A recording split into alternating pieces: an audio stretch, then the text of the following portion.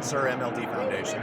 I'm here today at World Orphan Drug Congress. It's been a busy and exciting event, but one of the undercurrents of the conversations that we're having is about newborn screening. And as we all know, it's been very dramatic and exciting in Washington, D.C. The Newborn Screening Advisory Committee has been disbanded along with 5 or 6 other committees, so it wasn't a targeted focus on newborn screening.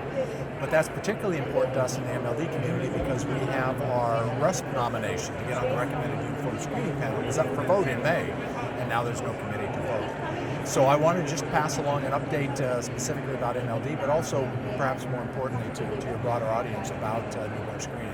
First off, newborn screening is not going away. The folks in HRSA that were supporting newborn screening that the committee reported into, that group has been moved into the AHA, we're calling it for short, into the Maternal and Children Bureau that's underneath them. So those folks have a new home. Newborn screening still has a place in the federal government. It's yet to be determined what happens with the advisory committee. We do believe, we at MLD Foundation do believe there needs to be a RUSP review committee.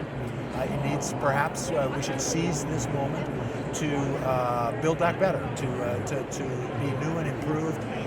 If those of your viewers that have been on this journey, before April when all this happened, we didn't like the committee for everything they did. We liked them for certain things they did. So let's seize this moment and see what we can do to improve that, to focus it, to get a little bit more patient voice involved, to streamline some processes, to deal with some of the issues that we've had with that committee. So myself and other both umbrella organizations and some leading advocacy organizations in the newborn screening space are working to that direction. We'll probably be calling a meeting of advocacy groups and the minds in this field who are part of the ecosystem to say what could this look like?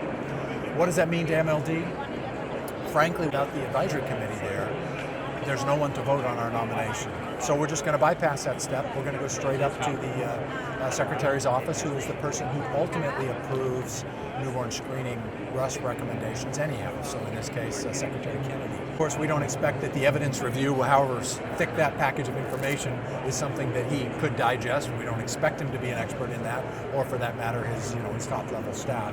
So we'll be packaging that appropriately so that hopefully they can digest it. And we're moving forward with MLD. The DMD folks are on a similar path with us. There is nobody else that's under review at this point, so there is a little bit of breathing room to get this sorted out and to put a better committee together. There are some groups that are at the beginning of the review process, and we're working alongside with them and guiding them a little bit. There's no committee to vote them into the review process, so we're working on some solutions with that too. Generally, we'll skip past the committee, do what they would have normally done, and just start the expert review process is what we're trying to get together. So that's just a quick update on newborn screening.